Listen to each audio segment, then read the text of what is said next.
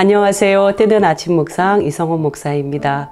오늘도 잊지 않고 말씀의 자리에 찾아와 주신 우리 뜨아 가족 여러분 진심으로 사랑하고 또 감사합니다. 오늘 뜨아가 200회라고 말씀드렸잖아요. 200회니까 조금 특별한 시간 가져야 되지 않을까 생각하다가 그 생각을 접었습니다. 왜냐하면 조금 지나면 500회 될 것 같고 또 조금 지나면 1000회 될 것 같아요.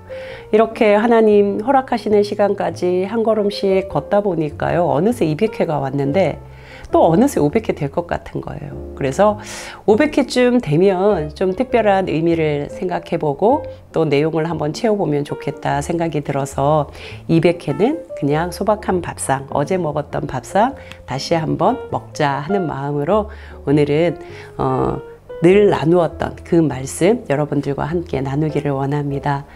오늘 우리가 함께 나눌 말씀은요. 출애굽기 32장 2절에서 6절 말씀입니다. 아론이 그들에게 이르되 너희의 아내와 자녀의 귀에서 금고리를 빼어 내게로 가져오라. 모든 백성이 그 귀에서 금고리를 빼어 아론에게로 가져가매 아론이 그들의 손에서 금고리를 받아 부어서 조각칼로 새겨 송아지 형상을 만드니 그들이 말하되 이스라엘아 이는 너희를 애굽 땅에서 인도하여낸 너희의 신이로다 하는지라. 아론이 보고 그 앞에 제단을 쌓고 이에 아론이 공포하여 이르되 내일은 여호와의 절일이니라 하니 이튿날에 그들이 일찍이 일어나 번제를 드리며 화목제를 드리고 백성이 앉아서 먹고 마시며 일어나서 뛰놀더라. 아멘. 우리 어제 살펴본 본문이잖아요. 똑같은 본문 내일도 살펴보려고 하는데요. 이 금송아지 사건에 담겨 있는 의미가 굉장히 깊어요. 많은 요소들이 보여요. 그래서 그냥 한번 훑고 지나가기에는 너무 부족하다. 조금 곱씹어 보는 거 필요하다. 어제는 이스라엘 백성들이 집단 행동하는 것을 우리가 묵상했습니다. 일제히 소리를 높여서 아론에게 달려가서 우리를 위하여 우리를 인도할 신을 만들어라 명령하잖아요. 나라는 나 중심적인 이 생각에 취해서 거기에 빠져버리니까 다른 게 안 보여요. 오직 나를 위해서만 하나님 존재하시고 나를 위해서만 이 모든 신앙의 물길이 터야 되는 거예요. 그게 바로 우상숭배이잖아요. 우상숭배의 지름길로 마구 달려가는 이스라엘 백성들. 이들에게 필요한 건 뭘까요? 이것이 옳은지 그른지 맞는지 틀렸는지 그 방향 맞는지 아닌지를 가르쳐 줄 지도자가 필요한 거 아니겠습니까? 이스라엘 백성들이 이성을 잃고 정신을 잃고 자기의 그 죄성에 빠져서 마구 달려내는 그런 모습, 그런 죄악의 모습에 지도자는 브레이크를 걸어야 하고 지도자는 제동력을 발휘해서 이 이스라엘 백성들이 잘 가고 있는지 못 가고 있는지를 판단해 줘야 된다는 거죠. 그 사람이 누구였습니까? 지금 현재로는 그 사람은 바로 아론이었어요. 그런데 지도자 아론이 전혀 보이지가 않는다는 것. 오늘 제가 나누고 싶은 것이요. 바로 이 아론입니다. 물론 아론의 입장에서는 그냥 인간적으로 생각해 볼 때 아론을 이해하는 차원에서 충분히 이해가 돼요. 얼마나 무서웠겠어요? 한두 사람도 아니에요. 여러분 우리가 목소리 큰 한두 사람만 왕 해도 움찔해요. 그런데 그 수많은 사람들이 달려와서 일제히 목소리를 막 높이고 막 표정이 굳어지고 막 목소리에 욕에 비난에 막 포보된다고 생각해 보십시오. 아무리 아론이라 하더라도 무서웠을 거예요. 두려웠을 거예요. 자칫하다가 나 큰일 나겠다. 그런 마음이 들겠죠. 그것은 사람 중에 한 사람 아론일 때 우리는 이해할 수 있어요. 그런데 아론은요, 지도자예요. 지도자라고 다 그럴 수 있나요? 그러나 우리는 원칙은 있잖아요. 지도자는 스펙 좋은 사람이 아니에요. 지도자는 좋은 학교 나오고 뭐 돈이 많고 인물이 좋고 이런 사람이 지도자가 아니에요. 지도자는 지도력을 발휘할 수 있는 사람. 지도력이라 하면 방향을 제시할 수 있는 사람이에요. 그런데 지금 아론은 전혀 그런 지도력이 보이지 않아요. 모세가 출애굽기 24장에 보면은 여호수아와 함께 시내산에 하나님의 부름을 받고 올라갑니다. 그때 자기의 형, 아론이 형이잖아요. 아론을 이 백성들 사이에 지도자로 세워요. 백성들에게 내가 내려올 때까지 엉뚱한 생각, 헛된 짓 하지 말고 잘 기다리라고 이야기를 해요. 그렇게 당부하면서 만약에 문제가 생기면 아론이 있다. 아론에게 가서 도움을 청하면 된다. 그리고 그 아론이 홀로 있지 않게 훌이라는 동역자를 붙여줍니다. 그래서 아론과 훌은 모세의 부재 상태의 지도자로 이스라엘 백성들 앞에 서 있는 사람입니다. 그러나 아론은 무엇에 빠져버렸어요? 이 대중의 엄청난 위협과 소리에 그냥 압도되어서 내가 살아야 되겠다. 나의 안위를 생각했다고요. 여러분, 인간적으로 생각하면 이해된다고요. 인간적으로 생각하면 충분히 납득 가능하다는 거죠. 아론의 입장 충분히 이해 가능해요. 그러나 지도자는 그러면 안 된다는 원칙을 저는 말씀드리고 싶어요. 구약 성경 이사야, 예레미야, 에스겔, 하박국 거기에 나오는 모든 선지자들의 모습을 보십시오. 쫓겨납니다. 대중의 어마어마한 핍박을 받습니다. 비난 소리를 듣습니다. 그럼에도 불구하고 하나님이 나에게 맡겨주신 말씀, 맡겨주시다의 예자입니다. 말씀의 언자입니다. 그 일을 수행하는 사람 자, 예언자입니다. 하나님이 나에게 맡겨주신 말씀을 가감하지 않고 그거 왜곡시키지 않고 그대로 전하는 사람이 예언자. 그 예언자가 바로 지도자거든요. 지금 아론이 서야 할 위치가 바로 그 예언자의 위치입니다. 그러면은 이스라엘 백성들이 지금 우상 숭배를 향해서 막 달려갈 때 아론이 해야 할 건 뭘까요? 브레이크 걸어야죠. 잠깐!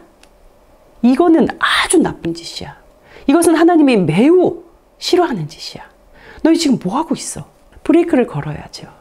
그리고 이스라엘 백성들을 잘 설명하고 설득해서 그들의 분노감을 가라앉히고 제자리를 찾을 수 있도록 도와야 할 사람, 바로 그 사람이 지도자 아론의 위치입니다. 그런데 여러분, 이 아론은 자신의 위치를 잃어버렸어요. 던져버렸어요. 오히려 백성들의 요구에 철저히 부합해 가요. 그러자 32장 21절에 보면은 모세가 이제 산에서 내려와서 이 상황을, 이 현장을 봤어요. 그리고는 아론을 막 질책하는 내용이 나오는데 그때 모세가 뭐라고 하냐면 도대체 백성들이 당신에게 어떻게 했길래 당신이 이 백성들을 이 큰 죄에 빠지게 하느냐라고 해요.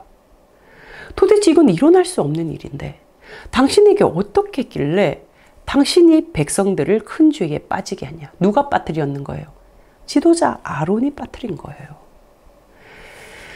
그래서 놀라워요. 그 질문에 답을 하는 아론의 답이 뭐냐면 내 말 좀 들어보라고. 진정하고 내 말 좀 들어보라고. 이 백성들은 진짜 악한 백성이라고 이야기를 해요. 그리고 이 백성들이 나를 막 공격하고 나를 막 적대시하면서 우리를 위하여 우리를 인도할 신을 만들어 달라고 막 소리 높였다고. 그래서 나는 그냥 그러면은 금 다 빼서 나한테 가지고 오라고 말했고 나는 뭐 별 생각 없이 그거 불에다가 던졌는데 송아지가 툭 튀어나오네?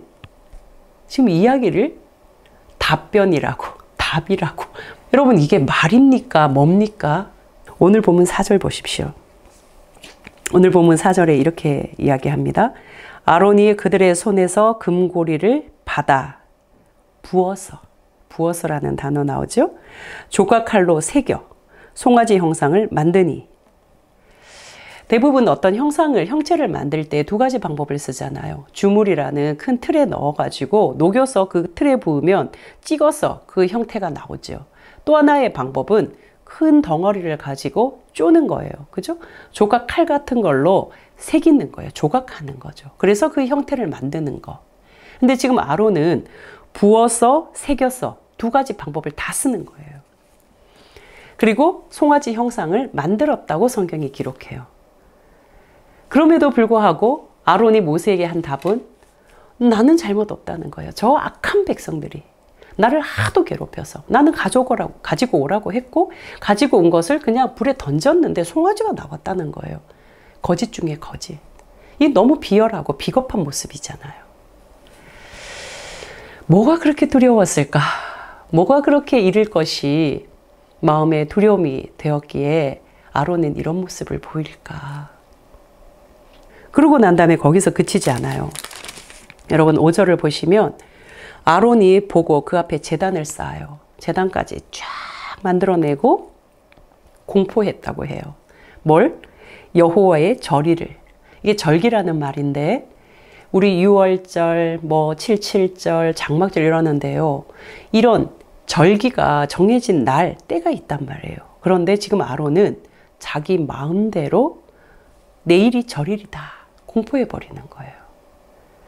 지금 아론은 백성들이 이렇게 밀어붙이고 백성들이 뭔가 강하게 반응하는 것에 대해서 벌써 자기의 몸을 완전히 낮추어서 그 백성들에게 철저히 맞춰가는 이 지도자 아닌 거죠. 이것을 우린 지도자라고 말하지 않죠.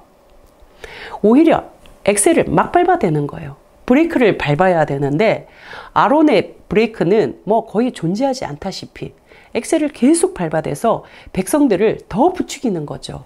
내일이 여호와의 절일이야. 공포해요. 그랬더니 백성들이 어떻게 하나요? 6절에 보시면 이튿날 그들이 일찍 일어나, 백성들도 지금 상기가 된 거예요. 일찍 일어나서 뭘 해요? 번제를 드리고 화목제를 드린다는 거예요. 번제, 헌신을 의미하잖아요. 막 헌신 다짐하고 하나님 앞에 자신의 모든 에너지를 다 쏟아부으면서 이 헌신과 하나님을 찬양하는 것을 다 표현하는 거예요. 그러고 난 다음에 백성이 앉아서 먹고 마시며 일어나서 뛰놀더라. 잔치판 벌였네요. 금송아지 잔치판이 벌어진 거예요. 왜 송아지일까? 이 송아지는요, 두 가지 의미가 있거든요. 성이라는 의미, 번영, 그러니까 풍요라는 의미가 있어요. 그래서 풍요의 신 하면 바알인데 이 바알을 형상화할 때 황소를 형상화하기도 합니다. 그런데 이때 이스라엘 백성들은 어떤 생각을 하냐면 그 황소를 하나님의 발등상에 쫙 펼쳐내고 그 위에 하나님이 계시는 것으로 인식하는 거죠. 그러니까 정확하게 말씀드리면 이스라엘 백성들은 금송아지 형상이 마치 하나님이 임재하시는 것으로 생각을 하는 거예요. 그러니까 번제, 화목제 막 드리는 거죠. 송아지는 성관계, 성과 관련이 있으니까, 풍요와 관련이 있으니까 여기 뛰놀더라 하는 표현은요, 원문으로 해석하는 학자의 견해를 따르면 성관계를 맺었다. 그러니까 종교의식을 성으로 했다라는 거예요. 그러니까 이들은 지금 구판 같은 이 금송아지 판을 하나님을 빙자해서 하고 있다는 거예요. 그리고 거기에 아론은 어떤 역할을 해요? 막 가속을 시키는 거예요. 흥분시키고 막 큰 북을 쳐가면서 사람들의 마음을 막 올려대는 바로 그런 역할을 하고 있다는 것이죠. 저는 오늘 이 말씀을 이렇게 묵상하면서 굉장히 마음이 묵직해졌습니다. 우리가 아까 예언자들의 이야기를 했지만 정말 좁은 길, 협착한 길, 험난한 길을 걸어가거든요. 돌을 맞고 주먹이 날아오고 때로는 야 거짓말하지 마, 야 거짓말쟁이야, 저 사기꾼이야. 온갖 비난을 다 들어요. 그러면서도 그들은 하나님께로부터 받은 말씀, 이 말씀 포기하지 않고 그 말씀 붙들고 전하거든요. 사랑하는 때와 가족 여러분, 오늘은 조금 묵직합니다. 오늘 우리가 고민해 봐야 할 내용도 묵직합니다. 그러나 이것이 하나님의 말씀이라면 우리 마음속에 새겨야 되고 우리의 귀를 열고 들어야 할 것입니다. 오늘은 조금 묵직한 하나님의 말씀, 우리가 묵직한 마음으로 듣고 또 우리를 살펴보고 돌이켜내는, 돌아가는 그런 하루가 되기를 주님의 이름으로 축복합니다. 기도하시겠습니다. 사랑하는 하나님, 어두워진 한국교회, 무너진 한국교회, 정말 안타깝게 쓰러진 이 한국교회 그 중심에 우리도 있습니다. 나도 있습니다. 하나님, 우리의 모습을 돌아보게 하여 주셔서 하나님이 돌아오라, 돌아오라 말씀하시는 그 하나님의 탄식을 듣게 하여 주셔서 돌이키게 하여 주십시오. 예수 그리스도의 이름으로 기도합니다. 아멘.